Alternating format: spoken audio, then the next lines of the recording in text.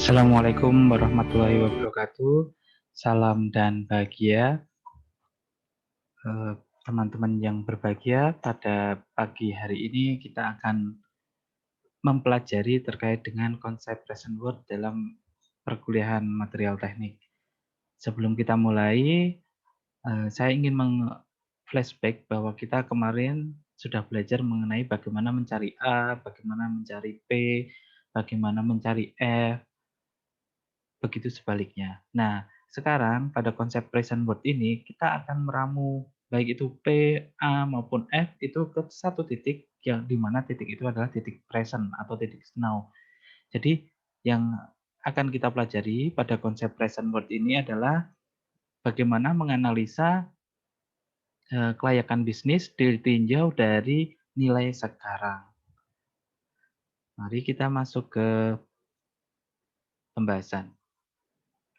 Nah, di dalam present word, semua arus kas maupun arus keluar itu diperhitungkan terhadap satu titik, yaitu mana titik sekarang pada suatu tingkat suku bunga tertentu atau tingkat pengembalian minimum yang diinginkan. Kita kemarin sudah membahas bagaimana itu MARR atau Minimum Attractive Rate of Return.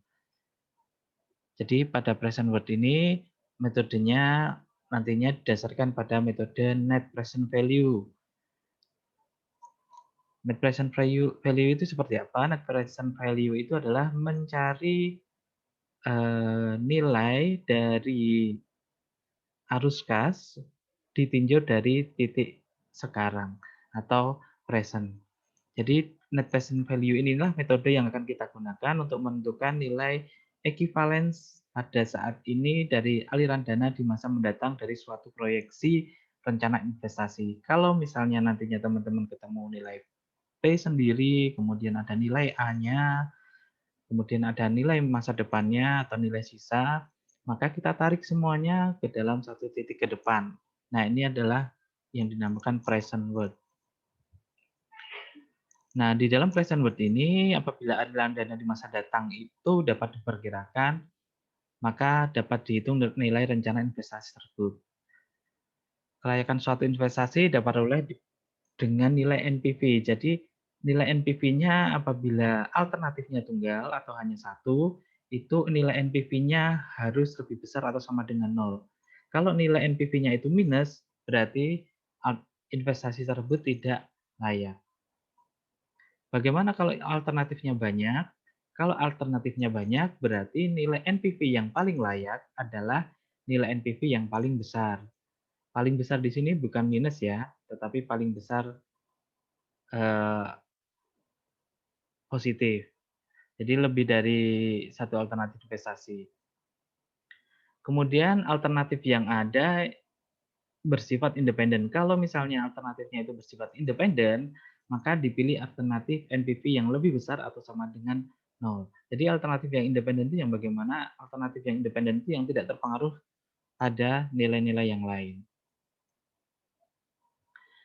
Nah, ketika kita berbicara mengenai net present value atau nilai sekarangnya, maka di sana nanti kita akan bertemu dengan nilai ekonomisnya. Jadi nilai ekonomis apabila cuma satu alternatif itu mudah, tinggal menggunakan itu saja. Tapi kalau misalnya nilainya usia pakainya itu berbeda atau banyak, alternatifnya itu ada banyak, maka bisa dimungkinkan nanti umur ekonomisnya juga berbeda. Nah, yang pertama kita bahas adalah jika umur ekonomis atau usia pakainya masing-masing alternatif sama. Kalau misalnya kita ingin membeli suatu mesin, kemudian mesin itu ada dua merek, merek yang satu itu masa usia pakainya 10 tahun, sedangkan merek yang B itu masa usianya juga 10 tahun. Nah, ini sama, berarti sama. Kalau misalnya yang satu 10 tahun, yang satu 15 tahun, ini beda. Nah, ini yang akan kita bahas.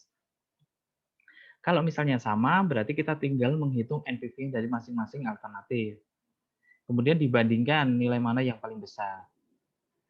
Nah, jika umur ekonomisnya atau usia pakainya itu berbeda, alias tidak sama, maka metode yang bisa digunakan dengan cara penyamaan usia atau umur ekonomisnya. Jadi metodenya bisa menggunakan umur KPK ya, metode penyamaan umur dengan KPK-nya. Misalnya ada 3, ada 6, ada 12. Kita bisa menggunakan KPK-nya. KPK-nya berapa? Misalnya KPK-nya 12. Kemudian metode penyamaan umur dengan usia pakai alternatif terpanjang. Jadi metode penyamaan umurnya dengan alternatif terpanjang. Apabila misalnya ada 6 dan ada 18, berarti kita langsung pakai 18. Kemudian metode penyamaan umur dengan suatu periode analisis yang ditetapkan. Nah, ini kalau misalnya sudah ditetapkan, misalnya umur mesinnya itu tadi 5 tahun sama 10 tahun, tetapi yang ditetapkan adalah 15 tahun, maka kita akan menggunakan yang 15 tahun itu. Kalau ditetapkan, kalau belum berarti tinggal mencari KPK-nya atau usia terpanjangnya. Nah, jika umur ekonomisnya itu tidak terbatas, jadi kita tidak mengetahui umur ekonomisnya itu berapa, maka langkah yang dilakukan adalah kita akan menggunakan analisisnya dengan periode N tak berhingga. Jadi nanti kita akan bahas dalam soal agar lebih jelas. Nah, dasar analisis dalam present worth ini adalah analisis nilai sekarang didasarkan pada konsep ekuivalensi dengan tingkat pengembalian minimum yang diinginkan atau tingkat suku bunganya sudah diketahui. Kita coba sebelum kita coba ke soal, kita ada kriteria analisisnya. Jadi kriteria analisisnya itu yang pertama adalah fixed input, di mana jumlah uang atau sumber daya inputnya tetap. Maka nanti yang dicari adalah maximize present worth atau PWB. PWB-nya di sini adalah benefit. Present worth benefit atau output lainnya. Kemudian ada fixed output. Nah, fixed output ini adalah nanti didasarkan pada tujuan atau output atau manfaat lainnya yang akan dicapai, itu nilainya tetap. Ini kita menggunakan minimize present worth dari biaya atau PWC atau input lainnya. Kalau yang fixed input itu menggunakan dasarnya adalah benefit atau output, kalau fixed output itu menggunakan dasarnya adalah input atau cost-nya. Kemudian ada input dan output tidak tetap. Nah, ini baik cost maupun benefit ini tidak tetap. Caranya nanti kalau misalnya input dan output yang tidak tetap, kita memaksimalkan nilai present worth-nya, PWB dikurangi PWC. Tapi yang akan kita bahas nanti tidak dalam tataran PBB maupun PWC, tapi lebih ke NPV. Nah, kita masuk ke dalam contoh soal. Contoh soal yang pertama, usia pakainya sama. Usia pakai sama tadi ya, kalau misalnya misalkan 5 tahun, 5 tahun, 10 tahun, 10 tahun. Nah, kita akan contohkan di sini dalam soal. Sebuah perusahaan sedang mempertimbangkan untuk memilih dari 2 jenis alat mekanik yang dapat menekan biaya operasionalnya. Jadi ada 2 jenis alat mekanik, harga kedua jenis alat tersebut sama. Jadi dua-duanya harganya sama yaitu $1.000. Dengan usia pakai 5 tahun tanpa nilai sisa. Jadi usia pakainya 5 tahun tanpa nilai sisa. Nilai sisa itu apa? Nilai sisa itu kalau misalnya dalam 5 tahun tersebut mesinnya dijual, itu maka masih ada nilai sisa atau masih bisa menghasilkan uang. Kalau contohnya misalnya di sini harganya $1.000. Kemudian dalam usia 5 tahun apabila dijual itu eee, masih bisa berharga $500 misalnya. Nah, nilai sisa itulah yang dinamakan nilai sisa $500 itulah yang dinamakan dengan nilai sisa di sini. Tetapi dalam contoh soal di sini tidak ada nilai sisanya. Eee, Contoh yang lain dengan nilai sisa, yaitu kalau misalnya kita membeli motor seharga 20 juta, kemudian dalam 5 tahun ke depan kita menjualnya dengan harga 13 juta. Nah, 13 juta inilah yang dinamakan dengan nilai sisa. Nah, alat jenis A dapat memberikan penghematan biaya $300 setiap tahun. Jadi yang A, alat mekanik tadi ada A dan B, yang A ini dapat menghemat biaya 300 dolar setiap tahunnya. Sedangkan jenis B ini menghemat 400 dolar pada tahun pertama, kemudian menurun 50 dolar setiap tahun. Kemudian suku bunganya sudah diketahui 7%, maka alat mana yang dipilih? Nah, ini kita perlu tahu dulu yang sudah diketahui di sini apa saja. Nah, yang sudah diketahui di sini adalah 2 jenis alat, kemudian hasil harganya masing-masing adalah 1.000 dolar. 1.000 dolar ini berarti nanti nilainya adalah P, karena harga beli di sini 1.000 dolar. Usia pakai 5 tahun, berarti 5 tahun ini adalah N. Kemudian alat jenis A ini penghematannya setiap tahun, 300 dolar setiap tahun. Karena ini ada kata-kata setiap tahun, berarti di sini ini adalah A. A di sini annual ya, yang maksud A annual. Kemudian di sini B-nya nilai ini A dari A, kemudian ini A dari B, annual dari B. Kok bisa tahu annual dari B? Karena ini setahun pertama, berarti ada tahunannya. Kemudian menurun. Nah, kalau ada kata-kata menurun setiap tahun, ini berarti kita nanti adalah yang diketahui adalah nilai G. Kita belum membahas nilai G, ini akan menjadi tugas teman-teman untuk belajar secara mandiri terlebih dahulu, nantinya terkait dengan nilai G. Tetapi tidak dikumpulkan. Jadi teman-teman saya harapkan nanti belajar dulu mengenai nilai G dan kita akan bahas pada pertemuan berikutnya. Kemudian di sini ada suku bunga. Suku bunga berarti I. Ada I persennya. Oke, kita masuk dalam contoh perhitungannya. Nah, NPVA tadi sudah diketahui nilai A-nya dan nilai P-nya. Berarti NPVA untuk nilai A adalah A dikali A, kemudian dalam tabelnya kita, karena ini A dan yang dicari P berarti P per A. Untuk I persen sudah diketahui dan N tahun sudah diketahui. Kita masukkan dalam angkanya. Angkanya kita masukkan dalam rumus, A-nya untuk A 300, kemudian nanti kita cari dalam tabel ini, kemudian P-nya adalah 1000.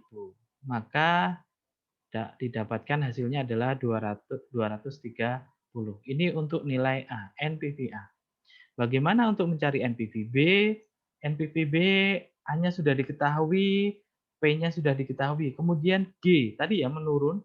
Karena menurun berarti nanti ini menjadi pengurang, faktor pengurang. Oke, kita masukkan. Nah, di sini ada A-nya adalah 400, kemudian G-nya tadi 50, kemudian P per A untuk ini dan P per G, karena ini G ya, dan dicari P berarti P per G, untuk I persen dan N tahun sudah diketahui, dan dikurangi P-nya. P-nya kan 1000 sama.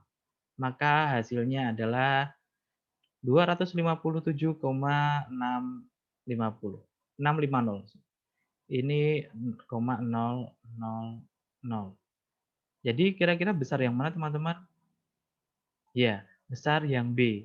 Nah, maka yang kita dapatkan mesin yang layak kita beli berarti yang B. Jadi NPVB lebih besar daripada NPVA. Sehingga rekomendasinya untuk membelinya adalah dengan membeli alat B. Memilih alat B. Karena ini lebih besar daripada 230. Ini untuk contoh pertama apabila N-nya adalah sama. Lalu bagaimana dengan N yang berbeda? Kalau N-nya berbeda, maka kita contohkan sebuah perusahaan akan membeli sebuah mesin untuk meningkatkan pendapatan tahunannya. Dua alternatif mesin ditawarkan kepada perusahaan. Ada dua alternatif mesin. Mesin X, usia pakainya adalah 8 tahun. Berarti ini N-nya 8 tahun. Harga belinya 2,5 juta. Berarti ini adalah P. Kemudian keuntungan per tahun adalah Rp750 per tahun. Berarti ini adalah A. Nilai sisa di akhir usia adalah Rp1 juta. Rp1.000.000 ini berarti adalah apa? F. Karena di sini ada kata-kata nilai sisa.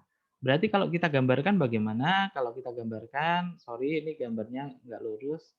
Ada 1, ini saya langsung 8 ya. Nanti teman-teman ini dibuat sendiri. Aduh, ini ada 0, kemudian ini ada 8. Nah, ada 8, ada 0, kemudian nilai belinya berarti ada P ke bawah. Ada P. P-nya berapa? P-nya 2,5 juta. Kemudian ada keuntungan. Keuntungan berarti naik. Keuntungan per tahun berarti sama. Ini sorry ini tidak lurus, ini A. A-nya bisa kita cari, bisa kita isikan di sini, 750.000. Kemudian F. F nilai sisa, berarti ada nilai sisa, berarti ke atas, ini ada F. Ada F-nya berapa? 1 juta. Ini adalah gambar dari alternatif X.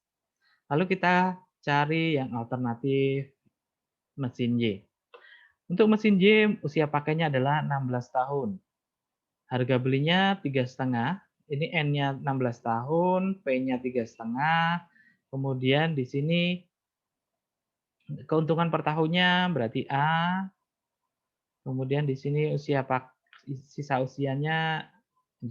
nilai sisanya adalah 1,5 juta. Berarti ini F. Kalau kita gambarkan, di sini misalnya 8, maka di sini 16.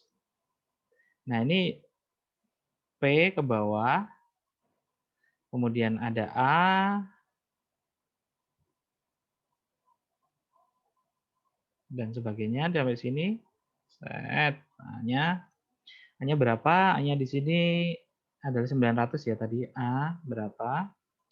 Kemudian harga belinya tadi P sudah, N-nya 16, A-nya ini, kemudian nilai sisanya F, ada F-nya. F-nya 1,5. Ini kalau kita gambarkan. Lalu gambar ini kita gabungkan. Kita gabungkan ke sini, kita gabungkan dengan yang yang X, nilai X. Nilai X di sini.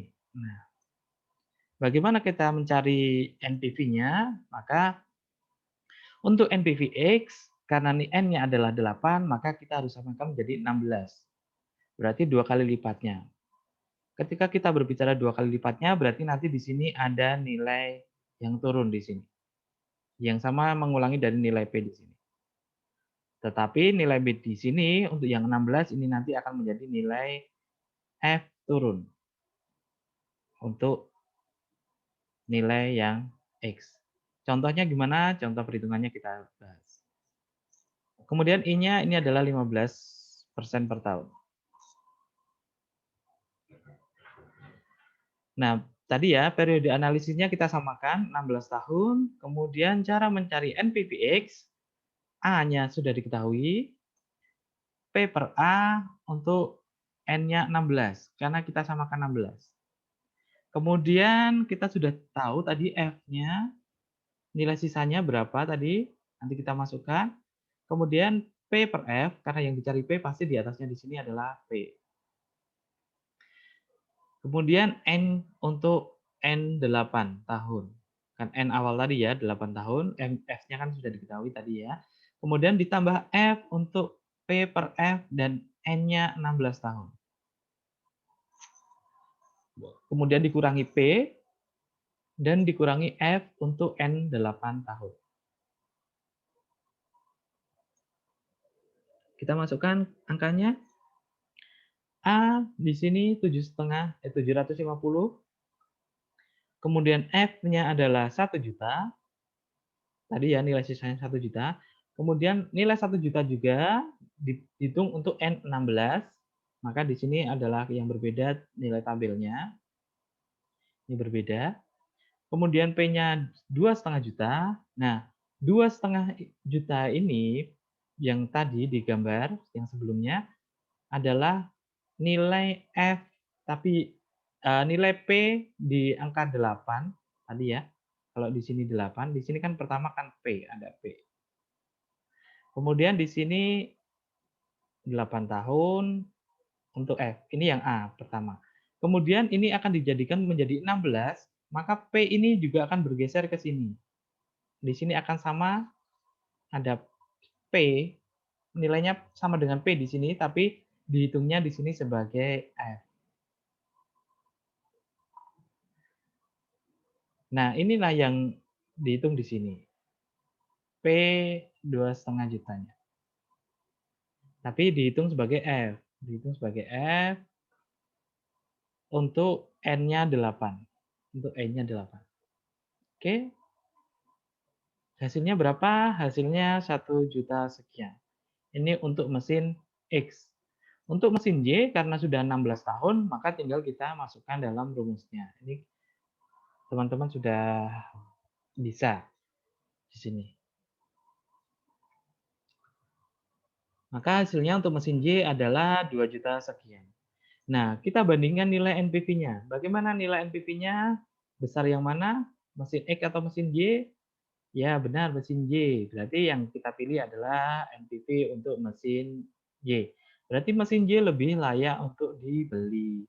Jadi NPV mesin Y lebih besar daripada NPV mesin X, maka yang dibeli adalah mesin Y. Ini apabila tidak sama masa atau usia pakainya. Terus kemudian kita pakai contoh yang ketiga. Nah, di contoh ketiga ini kita pakai usia yang tak berhingga, yang tidak diketahui masa pakainya sampai berapa tahun. Nah, di sini contohnya sebuah rencana pemasangan pipa untuk menyalurkan air dari tempat penampungannya ke seluruh konsumen air bersih di sebuah kota memerlukan ongkos pemasangan pipa sebesar 8M. Berarti di sini ada P-nya. P-nya 8M. Dan harus diperbarui setiap 70 tahun. 70 tahun berarti N yang sudah diketahui setiap 70 tahun. Bila tingkat suku bunganya adalah 7%, berapa biaya kapitalisasi dari proyek tersebut? Jadi ini sebenarnya umurnya panjang sekali, tetapi pada usia 70 itu harus diperbarui. Ini ada nilai P-nya, P8M. Berarti di 70 tahun ini nanti juga ada nilai P. Di 140 juga ada nilai P. Karena sekitar 70 tahun. Di 210 juga ada nilai P. Nah, ini akan panjang. Jadi yang perlu dicari di sini bukan nilai pada tahun keberapa, tetapi di sini biaya kapitalisasinya. Biaya kapitalisasi adalah biaya yang dikeluarkan di saat titik sekarang, berapa? Kira-kira berapa? Nah, sebenarnya ada dua alternatif nanti yang kita pakai. Alternatif yang pertama adalah nanti kita menggunakan capitalist cost, kemudian ada capitalist worth. Nah, di sini CW, capitalist worth, ini sama dengan PW, present worth, tak hingga. Jadi NPV tak hingga. Rumusnya A dikali 1/I atau sama dengan A per I. Kapan kita menggunakan A per I, nanti kita bahas. Oke, ini contohnya, jawabannya. Biaya pemasangan 8M. Biaya pemasangan sistem kedua, tadi ya P-nya, 8M pada akhir tahun ke-70 mempunyai nilai ekivalensi dari tahun ke-1 sampai tahun ke-70. Jadi ketika kita mencari nilai pemasangannya, ini P-nya awal ya 8M. Kemudian di tahun 70, ini biayanya berapa? Apakah 8M juga? Oh, sorry, ini 0, tahun ke 0, ini P-nya adalah 8M. Apakah di tahun 70 ini juga 8M? Tidak, di tahun 70 itu kita carinya dengan A dulu. A-nya kan di sini ada 1, 2, 3, dan seterusnya sampai 70. Nah, kita cari A untuk di 70 di sini. Kita cari A-nya berapa? A-nya A-nya itu berapa?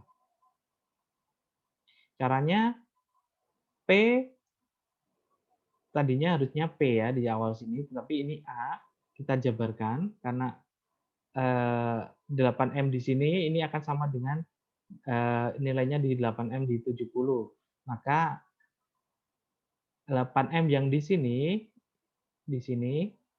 kalau kita tarik ke sini ini sebagai nilai F. Sebagai nilai F untuk mencari nilai yang di sini. A-nya yang di sini. Maka kita masukkan F, ini F-nya 8M tadi, kemudian dikali A per P. Karena yang kita cari adalah A, maka di sini A per F, sorry, A per F. Karena di sini F. Untuk I-nya 70, I-nya 7% dan E-nya 70 tahun. Maka didapatkan A-nya adalah 4,96. 4,96 ya tadi. Kemudian biaya pemasangan sistem ketiga sebesar 8M pada akhir tahun ke-140 mempunyai nilai ekuivalensi tahunan dari tahun 71 sampai tahun 140. Caranya sama dicarinya. 8M sebagai acuannya, kemudian A per F. Ketemunya sama. Jadi untuk A pada 70 dan A pada 140 itu sama nilainya. Nah, ini demikian pula untuk sistem keempat, 5, 6, dan seterusnya. Jadi ke 140, 210, 280, dan seterusnya. Ini sama. Biaya per tahunnya adalah 4,96. Dengan demikian, nilai 8M ini berturut-turut setiap 70 tahun diganti dengan 8M pertama pada saat sekarang. Sedangkan 8M yang kedua dan seterusnya ini ekuivalen dengan nilai A-nya. Sampai tak terhingga. Jadi biaya kapitalisasinya berapa? Biaya kapitalisasinya adalah P sendiri. Jadi P ya di sini present worth. CC adalah capitalized cost. P ditambah A per I. Tadi sebenarnya rumus dari P adalah langsung A per I. Tapi kita menghitung dulu biaya anualnya. Jadi harus ditambahkan dulu dengan nilai P-nya di sini. P di sini ditambah PA. Maka di ini PA-nya ini ketemu adalah tadi ya 4,96 juta. P-nya 8M, 4,9 juta. 4,96 juta dibagi I. I-nya adalah 7%. Ini I. Maka hasilnya adalah 8,07 M. Ini menggunakan cara yang pertama.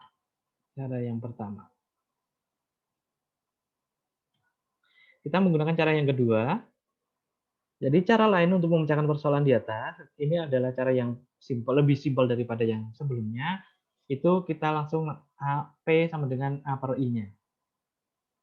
Nah, A-nya kita cari terlebih dahulu dengan patokan 8M sebagai P. Kita cari untuk N 70 tahun. Maka anualnya berapa? Anualnya adalah 564 juta. 546 juta ini sebagai A.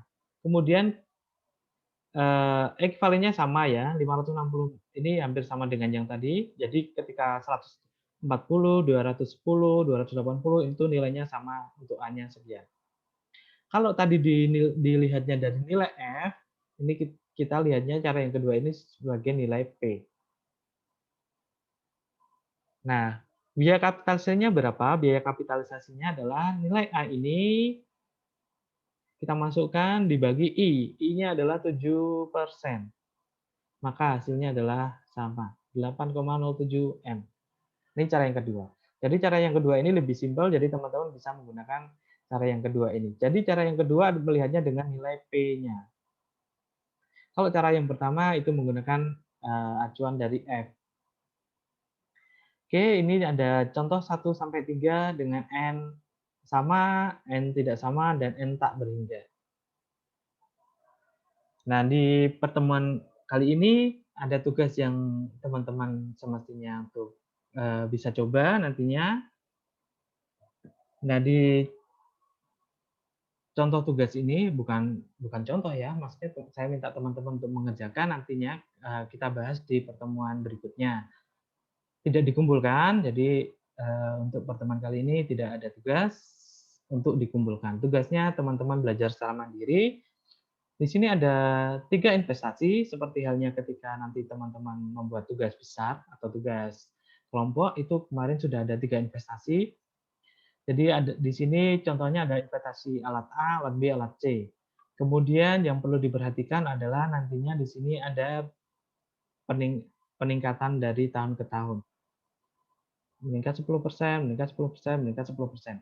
Kalau ada peningkatan 10% seperti ini setiap tahunnya, berarti ini adalah nanti nilai G yang dimaksud. G itu kalau kita gambarkan kan kemarin di contoh belum ada ya, kita belum bahas tentang G, maka tugas berikutnya nanti teman-teman belajar tentang G. G, nilai G. Nah, di sini 0, di sini 1, dan seterusnya. Nilai G itu naik terus, atau kalau misalnya di bawah berarti turun, turun terus. Nah, ini nilai G. Nanti teman-teman belajar yang ini tugas pertama yang tidak dikumpulkan tapi bisa dicoba. Tugas yang kedua, silakan teman-teman mempelajari konsep deret aritmetik dari gradien. Jadi gradien aritmetik atau G. Apa yang perlu dipelajari? Mencari G jika P diketahui, F diketahui, A diketahui. Jadi begitu sebaliknya ya. Jadi pada dasarnya kalau kita berbicara mengenai apakah itu A, apakah itu P, apakah itu F, apakah itu G, ini nanti terkait dengan apa yang sudah diketahui. Kalau kita mau mencari nilai A, diketahui nilai P, berarti kan P kali nilai tabel. Nilai tabel di sini kalau kita mau mencari A, berarti yang di atas harusnya A. Kalau kita mencari F, ya berarti yang di atas adalah F per A. Oh sorry, ini A, karena di sini adalah F. Yang di atas adalah selalu A, karena mencari A. Berarti ini pernya tinggal per P. Ini per F. Begitu sama juga kalau misalnya mencari E, diketahui A, berarti ini nanti adalah P per A. Ini cara mudahnya, cara bodohnya. Kalau misalnya mencari G, berarti nanti ini P per G. Ini cara bodohnya. Jadi apapun yang akan dicari, kalau itu misalnya yang di depan adalah G atau P atau A, itu ini selalu di atas dibagi apa yang dicari. Apa yang dicari di sini. Ini sama dengan yang di sini. Ini cara mudahnya seperti itu. Tapi nanti saya harapkan teman-teman belajar soalnya juga, jadi bisa mengetahui contoh soalnya seperti apa dan pengerjaannya seperti apa untuk G, mencari P, mencari G jika P diketahui, F diketahui, A diketahui, atau sebaliknya. Jadi pada pertemuan kali ini cukup sekian. Nanti silakan teman-teman untuk mempelajari secara mandiri dari tugas tadi dan dari deret aritmetiknya. Mungkin sebelum ke tugas tadi, teman-teman sebelum ke tugas pertama, teman-teman ke tugas kedua dulu, biar bisa mengetahui cara mencari G. Baik, pada pertemuan ke-9 ini, saya cukupkan. Apabila ada pertanyaan, silakan disampaikan di dalam grup atau bisa japri ke saya. Demikian pada pertemuan ke-9 ini mengenai kita mencari NPV atau net present value dari present worth. Pada pertemuan berikutnya kita akan mencari bagaimana jika dipandang sebagai nilai tahunan dan juga bagaimana jika dipandang sebagai nilai akhir atau F-nya. Baik, pada pertemuan kali ini saya cukupkan. Terima kasih. Wassalamualaikum warahmatullahi wabarakatuh. Salam dan bahagia. Sampai ketemu pada pertemuan berikutnya. Terima kasih.